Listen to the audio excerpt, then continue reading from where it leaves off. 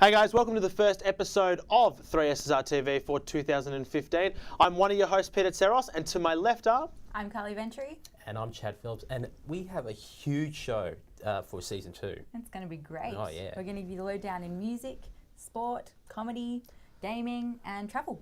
But let's go with a bit of music with Tom, Elizabeth, and Michael. Thanks guys, and welcome back to the first segment of 3SSR Music. As always, I'm joined by Mikey. How you going, mate? Good yourself? Yeah, really good. And we're joined by Liz. How you going? Good, thank you. How are you? Good. Now you'll be joining us for the rest of the year. Mikey, you had some news on Soundwave. I do have some news on Soundwave, and I've got some very good news in part of the Australian Rockers area of Soundwave is that Violent Soho have been confirmed as the first act for Soundwave 2016. AJ Matter tweeted out last night that he has confirmed that Violent Soho will be the first Australian band there, which is really good. He's also in talks with Amity Affliction as well to sort of continue the Australian consistency. He wants to have a bit of a more Australian feel to the festival next year, which would be really good. Absolutely, and Amity Affliction's a great band. They're a really good band. They've played there a few times. Yeah, a couple of times they've played a few there as well, which is really good. I think we want to see like a few more Australian bands as well. Also, Kingswood's another band that AJ Matter would be very interested in getting as well, because Kingswood are pretty good live from what I've been told. Absolutely, and great Aussie band. And they've played at Big Day Out as well, they have, Kingswood. Yes. So he's been involved with those bands for quite a while. He knows what they're like and all that. I've also got some news though on Mumford & Sons, which is really good news as well. Ben Lovett has confirmed on Triple J Breakfast that Mumford & Sons will be touring Australia in late 2015. Their album Wilder Mind is due for release on the 1st of May, and the new song Believe is now out right now, and you can listen to it on 3ssr.org. But guys, Mumford & Sons coming out this year. Should be exciting. They're also playing the Bonnaroo Festival as well in a couple of months too. Yep, I've heard it's quite electronic, is that right? It's more electronic and all that. I think there's no banjos from what I've been told. Like, there's none of that old Celtic rock that I used to play as well in the first 2 albums. Interesting stuff. So it should be interesting to see what it sounds like, you know, without the banjo and the all those bluegrass sort of instruments. Yeah, it should be quite different. Absolutely. Yeah. Now, Elizabeth, you had some news on Madonna and touring. Madonna has announced that she'll be touring Australia in 2016. It has been 23 years since she last toured Australia. She's touring Australia to promote her 13th studio album, Rebel Heart, which will be coming out on the 10th of March. So if you're a Material Girl Madonna fan, I definitely recommend you go and check that out. Let's just hope she doesn't fall off the stage like she did at the Brit Awards. That's right. Yeah, oh my goodness me, yeah. Anyway. Showmanship she is. That's right, yeah. Well, she kind of went with it. She knew it was going to happen and she just sort of went with it. None of the dancers even helped her up as well, which is funny. So funny. Anyway, I've got some news on Daniel Johns. Now, the singer from Silverchair. It's been a while since he's released some new music, but we've seen 2 new songs, Aerial Love and Preach. Yeah, it's been 8 years since he's recorded any music. It has indeed, and it sounds a little bit like Chet Faker sounds, sort of like the smoothness of his voice. It's a bit more bluesy R&B and all that, which is very interesting and all that. It'd be very interesting to see how he goes with this and all that. I know a lot of Silverchair fans are not going to be very happy that, you know, he's gone from, you know, grunge to rock now to just blues. I think that's the type of guy he is, though. They'd probably be used to it because, you know, his music's gone everywhere. You know, he started off in the 90s with Silverchair and very grungy, and then he, you know, Straight Lines came out and you know what it was like, you know, quite poppy. But it's great to hear this, really R&B like, and really soulful. Really interesting, and such a talented singer, so you don't expect much less. But he's also written a couple of songs for the Australian artists as well. That's the reason why it's taken him so long to sort of, you know, create his own music and all that, because he's been writing music for like 360 and Illy and the Temper Trap and all them. Like, he's been behind the scenes. That's right. Yeah, he hasn't been sitting around for 8 years. That's for sure. Yeah, but talented dude. That's it from us this week at 3SSR News. See you next week. Thanks, Tom, Mike, and Elizabeth, for all your music news this week. Stay tuned, with plenty more to come. As you notice, we're missing someone. Oh, yes. Peter's now behind the sports desk with John Donahoe. It's so much quieter with him around. Oh. We're so lucky. Oh, I can breathe. Guess who's not lucky? You guys. You have to put up with him in the sports segment. Enjoy. G'day guys, welcome to episode 1 of 3SSRTV. I'm John Donohoe, he's Peter Seros, and we've changed up our format a bit this year. We're incorporating a lot more sports. Pete's going to be our resident footy man as well. I'll talk a bit about cricket and other sports because Pete doesn't know anything about any other sport than footy. I do know quite a bit. No, but you don't. It's okay. You've just told me you don't know who Kumar Sangakkara is, so you just need to be quiet. I'll start off. He's retiring this year. We'll get to that. Hang on. I want to say, he's retiring since his last World Cup, yeah? Correct. Yeah? Correct. So maybe know a bit about him. Because I just told you that off air. No, I know about him. We don't have too much time to bicker, mate. So we'll get straight into it. The World Cup's on at the moment, and it's getting exciting. We're almost at the quarterfinal stages, and on Sunday night, Australia took on Sri Lanka, and they got the job done in a pretty close encounter. Australia batted first. Finch and Warner got starts, but couldn't go on with it. But the man of the hour was the Glenn Maxwell. Glenn Maxwell hit 102 off 53 balls. Pretty impressive performance with all his shots. The second highest for this World Cup? Second quickest World Cup century ever. Ever? I thought it was just for this World Cup. Behind Kevin O'Brien from the Irish, who got a 50-ball century in the 2011 World Cup. So a pretty good effort by Glenn Maxwell, and it was probably a long time coming as well, really overdue. Really good to see Shane Watson make 67 as well. Obviously been out of form and dropped out of the side, so really good to see him make some runs. Yeah, he came back. He did pretty well. It's probably obviously not his best sort of form, but still good to see him back. Yeah, and Lasith Malinga took 2 for the Sri Lankans as well as Tassara Pereira. So the Sri Lankans always up there and put in a really good effort, and they started really well with Tilakaratne Dilshan. He made 62. Tiramana only got 1 before getting a good ball from Johnson, but the man of the moment, one of the greatest cricketers to ever play the game, Kumar Sangakkara. He hit 104 off 107 balls, and a really good performance. But Sri Lanka unfortunately couldn't chase down the 370 total that Australia put forth. Got bowled out for 312, and it sees Australia go through. So Group A is qualified now. New Zealand, Australia, Bangladesh, Sri Lanka all go through, and Group B's still got a bit to go. So that's your cricket wrap. Australia take on Scotland in Hobart on Sunday. So good luck to the Australians, and we'll talk more cricket next week. Now going into football, it's NAB Challenge time of the year. A couple of weeks until, or 3 weeks until AFL. Yeah, just about. Well, the main season anyway. Yep. Carlton versus Collingwood. Now, Carlton, pretty terrible side, but Collingwood. no, in all fairness, you're not a big fan of both sides. I hate both sides with a passion. But anyway, Carlton versus Collingwood, going to be a good game. Even though both probably aren't going to go full strength, it's good to see those young players in action. Richmond take on Port Adelaide. I really hope they don't do to us what they did to us in the finals last year. Please put up a fight, Richmond. I'm begging you, because that was disgraceful last season.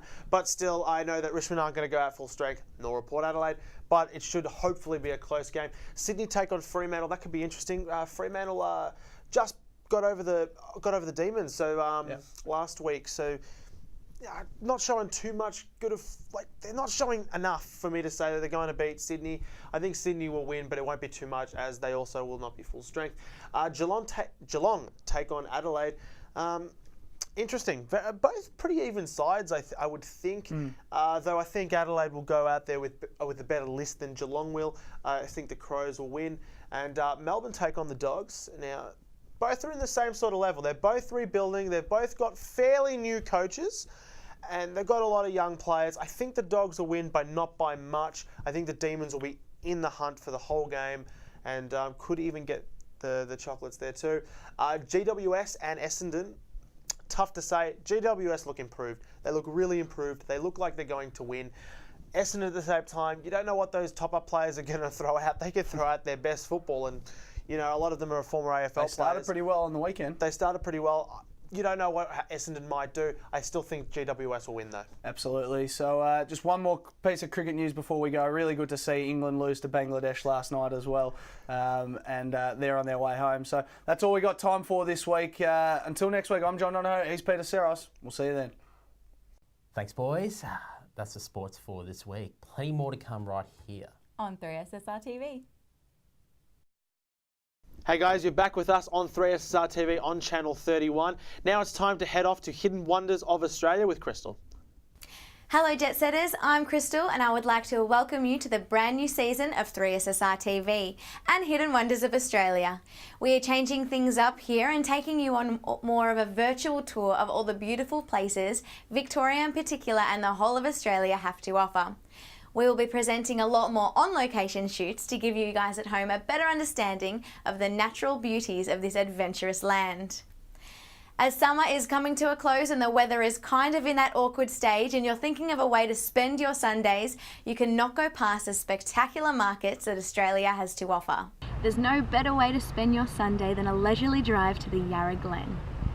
Only an hour away from Melbourne, on the first Sunday of every month, you'll find the Yarra Glen Racecourse Market with 300 stores of natural, beautiful produce, crafty arts. This market has something for everyone. It is huge.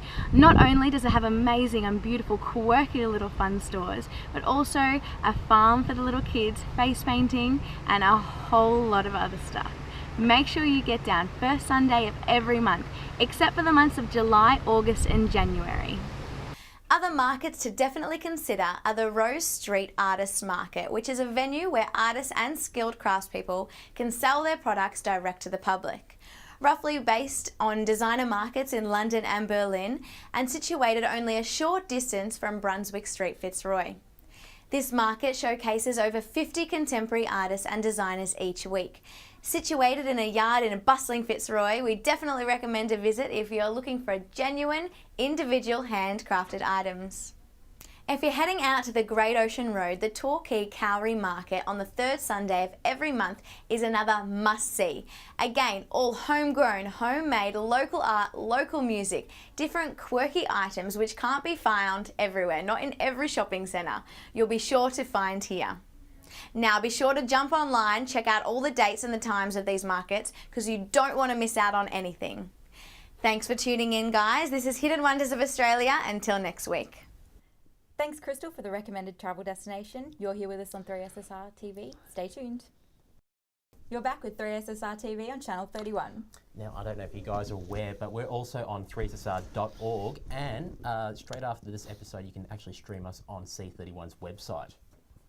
Speaking of streaming, I'm very excited. In exactly 2 weeks, Netflix Australia is starting. Oh, wow. Well, yeah, the Yanks had it before us, and now it's coming over here. I'm going to pretend that I know what that is and just nod. Yeah. How do you not know what it is? I don't know. I know the word. I don't know what it means. I just know it exists. Oh, Peter. You're a young guy. You should know all this technology stuff. I know what technology is. Do you though? I know what that is. It doesn't really seem like you do. I know. Have you got the dictionary? I know how to definition of use. I know how to use the Google machine. The Google machine. The Google machine. You sound like my dad. Pretty sure my parents have actually said the word Google machine. My book. Is that what you use? My book. Yeah, my book or my face. Or face tweet. Face tweet. Yes. That's a good one. It wouldn't be my face anymore. No one uses MySpace. Yeah. Don't use that term. We're going to go with Swing Gaming this week with Sean and Ricky. Hey guys, we're the Swing Gamers and we're here to give you your gaming news for the week. I'm Ricky. I'm Sean. And we're here to give you our top 5 most anticipated games of 2015. Now this is based off the details that we currently know. So there are some games which may be announced later on in the year that we don't know of. They're not included. Yeah, but for right now, the confirmed games that we're really looking forward to. First off, I've got to say, I'm a massive fan. Halo 5 Guardians, I cannot wait for this game. Totally expecting that from you. First off, Halo 5, of course. Yeah. So Halo 5 is continuing off from Halo 4, and so that's the whole new story timeline or sequence or whatever Yes. 343 Studios has pulled out of their ass. So it should be good, right? It should be good. I played the multiplayer beta earlier this year, and it was really, really great. They've added some new elements to the multiplayer experience, which is really, really good. It sort of made it a bit more fresh. But I can't wait for the single-player campaign, obviously. I'm a massive fan of the story and the universe of Halo, and I really can't wait to experience what's next for the Chief, and where his story's going next. It's sort of up in the air at the moment. No one really knows, so I'm keen. Yeah, and I think especially with Halo Master Chief Collection and the multiplayer and the kind of the problems that have occurred there, hopefully they can iron it out by Halo 5 and they have something seriously, competitive for the scene. Yeah, and they've probably got till November to fix it up, so we're hoping it's going to be... Plenty of time. Number 2. Yes, this year is a pretty big year for those of us who are fans of Star Wars, myself included, and Star Wars Battlefront is coming out. It's being developed by DICE, the same guys that do Battlefield. Yes. And look, I'm really looking forward to this because I love the original Battlefront games. I thought they were really, really cool. And to have it be developed by a company like DICE is so exciting. We saw a bit of test footage at E3 last year, but that was just beta footage and it looked amazing. So I'm really looking forward to what it's going to look like, how it's going to play, and if it's going to be very, very similar to the old Battlefront experience. Yeah, this is something that fans have been wanting for a while, especially since Disney, got Star Wars licensing and all those games. Some of them didn't make it, some of them were rumored to make it, but yeah, definitely Star Wars Battlefront was one that people wanted a third in the series, in the main series, and so now we can finally have that from DICE. Yeah, and they've been talking about a few little tidbits and secrets that are going to lead into Episode 7. So look out for that if you're a massive Star Wars fan. Moving on to number 3, we have Batman Arkham Knight. That's Knight with a K, because I think for the first time since Harley Quinn in the original animated series, we're getting a brand new character to the Batman universe. Yes. No one quite knows who this Knight is. There's a lot of rumours that he may be Red Hood. We don't know. But we will know once the game comes out. I'm a big fan of the Batman Arkham series. Thought they've been absolutely fantastic up until this point, and I'm really looking forward to this installment of the series. Now, the Arkham games have done really well since Asylum, City, Origins. They've done really well. Arkham Asylum, everybody loved. It was a new take on Batman. It was fresh. It was like it's a motion game. But the combat was just so intuitive. The story was great. It was able to go around and do collectibles. So now that they've kind of not redefined it, but they've kind of done really well in moving the genre forward. And so now with the 4th installment in the series, they've got a lot to look forward to, and they've got a lot of hype to kind of build up towards. Yeah, they do, and that's once again it's one I'm really, really looking forward to. Big fan of the original series. So. Moving on to number 4. Now, this is my personal choice. Sean wasn't too happy with this one, but GTA 5 on PC. This has been rumoured for ages. It's been pushed back and pushed back and pushed back. Now, we finally apparently have a date. Sometime in April it'll be released. But I'm really looking forward to this because I can still play GTA 5 and have as much fun as I did day one. It's nearly been out for a year and a half at this point, and the fact that they still make it a fun game to play and I'm not bored of it yet is fantastic. And really, for me on PC, I'm looking forward to the mods. Yeah, for me, I didn't think that GTA 5 should have been in this list purely because the game's already out. Just because it's on a different console, that means nothing to me. But, platform, whatever. It's the same thing for me. Yeah. The game's out. Everybody can do multiplayer. The heists are coming. Okay, that's great. That's like the other DLC. thing. The heists are coming. Yeah, but I don't know if you could put that as a game to look forward to if it's already out. You can already play it. I think with the mod community, it's going to turn it into a different game. Playing GTA 4 mods was one of the best experiences with GTA 4. You could pretty much create your own worlds within the GTA 4 universe. And with the massive expanse that is GTA 5, I cannot wait to see what the mod community does with this one. And I really feel it's going to be like a completely different game on PC. Yeah, I'm still not happy with it. But we'll add it on anyway. I reckon if you want to do like a good level editor or something like that, play Little Big Planet. Just play it. Anyway, moving on to number 5. It is The Witcher 3. Now, I haven't played the first 2 yet, but look, I have heard great things about this. It looks gorgeous. The tech demo that was released at E3 was insane. So I do have the first 2 Witchers on my PC. I will be playing them before we get to The Witcher 3 sometime this year. But it's another one that everyone's sort of raving about, really looking forward to. And like I said, it looks absolutely gorgeous. It's really amazing to see where games are heading graphics-wise. Yeah, Witcher 3 is coming out in either April or May. We're not sure when, but yeah, this looks to be kind of like the ballpark area where a lot of RPGs are hoping to build onto. Yep. Some games that have come out recently, like Dragon's Dogma and a couple of others, are Kingdoms of Amalur: Reckoning. That's another one. So they're really good RPGs, but they don't quite fit the same way that The Witcher does. And The Witcher 3, it's meant to be like 3 times bigger. It's meant to be better. It looks great. Honestly, you can't get much better than that in an RPG at the moment, besides maybe Dragon Age Inquisition. And we all know with RPGs, bigger means better. Yes. General rule of thumb. Yes and no. The games can get too big. Anyway, we'll see what happens. But that's it for us, guys. Those are our 5 most anticipated games of 2015. Back to you guys in the studio. Great stuff, guys. Thanks for that. That's probably one of my favourite games, maybe of all time, but it's up there. It's definitely up there. It's a good game. Well, you could go with it. You can't. I don't mind it actually. I like the character. The graphics are amazing in this game. So good. I don't know. The level design needs to be improved, but Yeah, definitely the multiplayer. That's the best platform. Everyone loves it. And on that platform. Online, on the platform. Yeah. Yep. Online. Makes sense. Yep. Don't go away because after the break we have more on 3SSRTV. And you're back here on C31 with 3SSR TV. All right, time to laugh with Bodes, Hamish and Matt.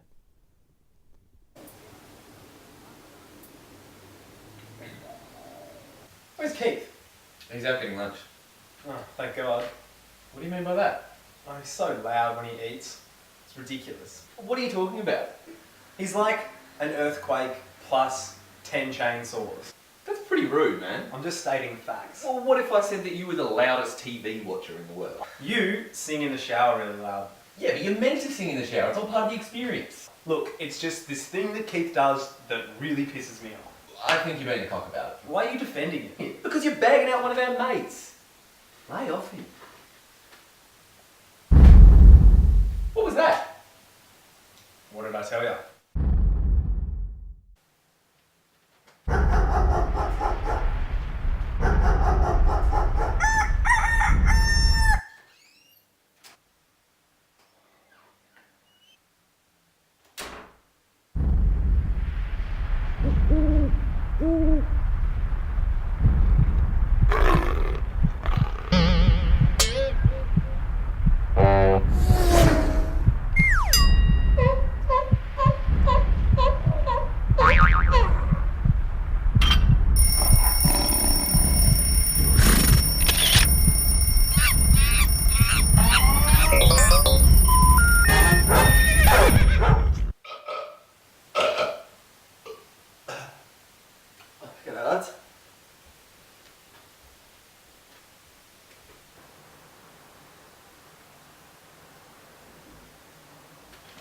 Wow.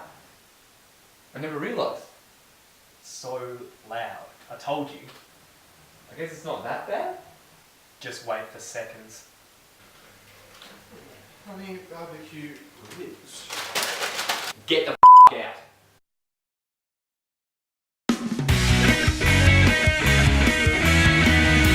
Thanks, guys. That was amazing. Hilarious.